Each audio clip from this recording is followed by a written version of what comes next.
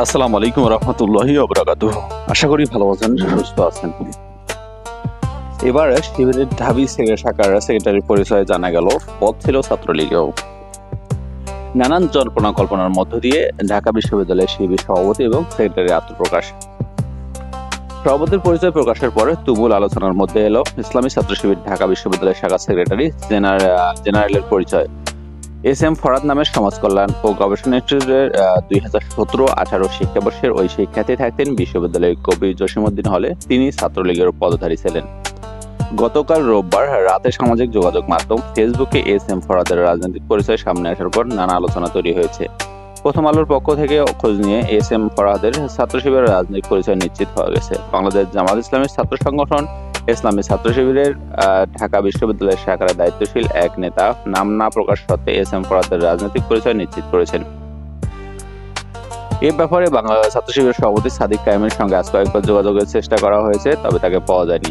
এর আগে গত শনিবার বিশ্ববিদ্যালয় প্রশাসনের সঙ্গে মতবিনিময় সভায় যোগ দেওয়ার পর ছাত্র শিবিরের বিশ্ববিদ্যালয় শাখার সভাপতি সাদিক কায়েমের পরিচয় সামনে আসে। তিনি রাষ্ট্রবিজ্ঞান বিভাগের 2016-17 শিক্ষাবর্ষের ছাত্র। সাদিক ও ফরহাদ দুজনে চট্টগ্রাম বায়তুল শরীফ আদর্শ কামিল মাদ্রাসা থেকে আলিম পাশ করার পর ঢাকা বিশ্ববিদ্যালয়ে ভর্তি হন। ছাত্রলীগ নেতা তানভীর হাসান সৈকতের সঙ্গে এস এম ফরহাদ।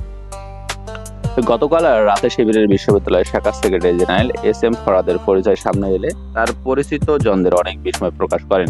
ফরহাদ 2022-23 শিক্ষাবর্ষে কবি জসিমউদ্দিন হলে ডিবেটিং ক্লাবের সভাপতির দায়িত্ব পালন করেন। ক্লাবে এর ঠিক আগের কমিটির সাধারণ সম্পাদক ছিলেন শিক্ষা ও গবেষণা ইনস্টিটিউটের 2016-17 শিক্ষাবর্ষের ছাত্র A S M Kamrul Islam. শুধু তাই নয়, জসিমউদ্দিন হলে 4 বছর ধরে ফরহাদের সঙ্গে একই কক্ষে 308 নম্বর থেকেছেন তিনি। ফরহাদের রাজনৈতিক পরিচয় শুনে বিস্মিত কামরুল রাতে ফেসবুক লিখেছেন, মানুষ অবাক হয়, মাঝে মধ্যে প্রচন্ড অবাক হয়, কেউ কেউ অবাক হয় আকাশ থেকে পড়ে। ফরহাদের ছাত্র শিবিরের রাজনৈতিক পরিচয় সামনে আসার পর আরো আরেকটি পরিচয় সামনে আসে, সেটি হলো তিনি 2022 সালের নভেম্বরে ঘোষিত ঢাকা বিশ্ববিদ্যালয়ের সমাজ কল্যাণ ও গবেষণা ইনস্টিটিউট শাখা ছাত্রলীগের যুগ্ম সম্পাদক। এ নিয়ে ফেসবুকে বিপক্ষে বিপক্ষে নানা আলোচনা দেখা গেছে। ওই কমিটিতে ছাত্রলীগের নেতাকর্মীর তালিকায় তার নাম দেখা গেছে।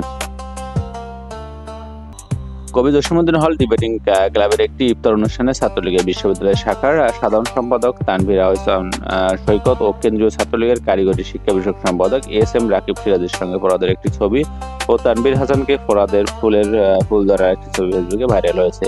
এদিকে সাংগঠনিক সিদ্ধান্তেই ছাত্র শিবিরের ঢাকা বিশ্ববিদ্যালয়ের শাখার নেতারা প্রকাশ্যে আসছেন না বলে প্রথম আলোকে জানিয়েছেন সংগ্রামী বিশ্ববিদ্যালয় শাখার সভাপতি সাদিক কায়েম।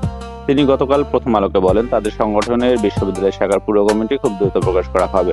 তিনি আরো বলেন, গত 15.5 বছর ফ্যাসিবাদী সরকার আমাদের আন্ডারগ্রাউন্ড পলিটিক্স গোপন রাজনীতি করতে বাধ্য করেছেন।